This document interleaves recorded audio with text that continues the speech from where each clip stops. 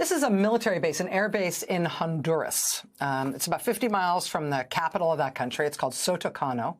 The United States has been at this base in Honduras for decades.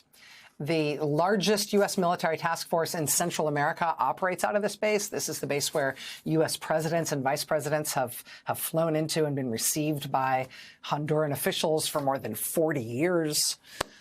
Sotocano is a big part of America's military footprint in Central America, but it is not technically an American base. The base belongs to Honduras, and the U.S. just uses it under a long-standing agreement with that country's government. Well, just a few days ago, in a New Year's Day address to her country, the president of Honduras said that the United States is not going to be able to use that anymore. She said if Donald Trump starts mass deportations of immigrants when he takes office, Honduras effectively reserves the right to kick the U.S. military out of that base, which has more than 1,000 U.S. personnel at it right now and that we've been using for decades. She said, quote, faced with a hostile attitude of mass expulsion of our brothers, we would have to consider a change in our policies of cooperation with the United States, especially in the military arena. Without paying a cent for decades, they maintain military bases in our territory, which in this case would lose all reason to exist in Honduras. That news from Honduras comes on the heels of some other really interesting news from the Vatican. Today, Pope Francis appointed a new archbishop for Washington, D.C. Now, Washington, D.C. is not the biggest Catholic diocese in the country, but it is very influential for all the obvious reasons. And for this very influential post, Pope Francis chose Cardinal Robert McElroy. Cardinal McElroy is known as an outspoken defender of immigrants.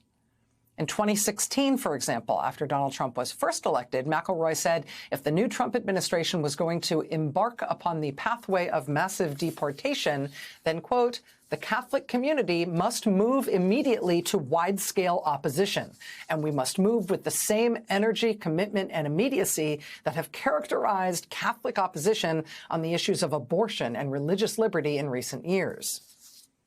Of Trump's threats to do mass deportations, McElroy said, quote, the church can never acquiesce or cooperate with such a grave evil in our society. Quote, we must label this policy proposal for what it is, an act of injustice which would stain our national honor in the same manner as the progressive dispossessions of the Native American peoples of the United States and the internment of the Japanese. Welcome back to Washington, President Trump. That's your new archbishop. The closer we get to Inauguration Day, the more we are learning about the character of the pushback that is materializing against what Trump says he wants to do. That list also includes one state attorney general who now says there's a very specific part of what Trump has threatened to do that he's already planning his fight against. The president-elect has been talking up his first-day plans for a while now, long enough to compile a day-one to-do list that is dozens of items long. 59 boxes to check on day one, according to a list compiled by Axios. End the Russia-Ukraine war, day one. Nearly 3 years of grinding conflict. Trump says he will settle it in a day. Also, pardon the people who attacked the Capitol on January 6th, day one. He says he'll get going on that in the first 9 minutes. Begin mass deportations, day one. Round up at least 11 million people living in the United States. Also, end birthright citizenship. Birthright citizenship is the idea that if you're born here, you're a citizen. It's something that isn't just a basic idea about who's an American. It's explicitly and indelibly in the Constitution. But Trump says he plans to just cancel that. Day one. That is being met with the promise of a fight from one state's top law enforcement official, from the Attorney General of Connecticut. Attorney General William Tong saying, quote, I would be the first to sue. It is beyond clear what the law states. Joining us now is William Tong, Attorney General of the great state of Connecticut. Mr. Attorney General, thanks for your time tonight. Thanks, Rachel.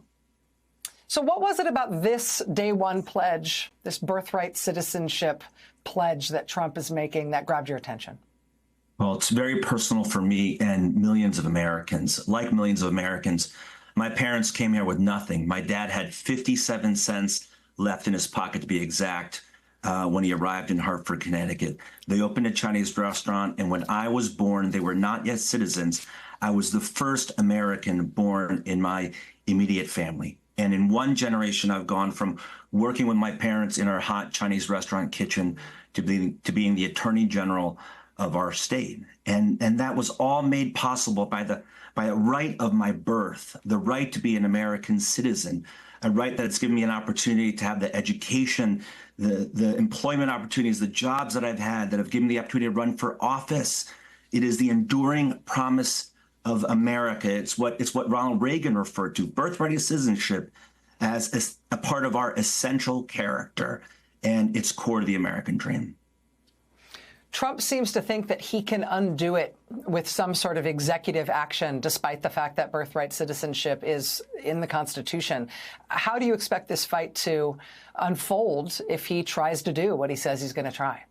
Well, I know my fellow attorneys general are committed to stopping him. We're going to be a firewall for the American people, for immigrants, for not just on immigration, but also reproductive freedom, for the environment, against gun violence. We are going to use the law as a sword, and as my friend Tish James says, also as a shield, protect our states. And the 14th Amendment is very clear. If you're a conservative, if you're an originalist, if you're a textualist, the 14th Amendment means what it says, that if you're born on American soil or under the jurisdiction of the United States of America, you're an American, period. And the Supreme Court confirmed that in Wong Kim Mark, a celebrated Supreme Court case, more than 125 years ago. There is an ugly and underappreciated history in this country of trying to strip people of their citizenship when they come under fire by one political faction or another. It has never succeeded before. I have a feeling we'll be seeing you and your fellow attorneys general fighting another successful fight along these lines, sir. But keep in touch with us as this unfolds. I'll be eager to see how the strategy works here. Thank you, Rachel. All right, Connecticut Attorney General William Tong.